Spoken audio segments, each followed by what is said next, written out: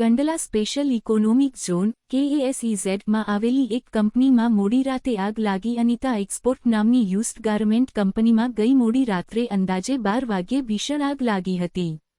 ઘટનાની જાણ થતાં જ ગાંધીધામ મહાનગરપાલિકા અને ની ફાયર બ્રિગેડની ટીમો તાત્કાલિક ઘટના સ્થળે પહોંચી હતી.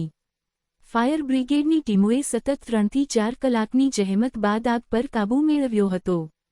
પ્રાથમિક તપાસમાં આગ શોર્ટ સર્કિટના કારણે લાગી હોવાનું જાણવા મળ્યું છે.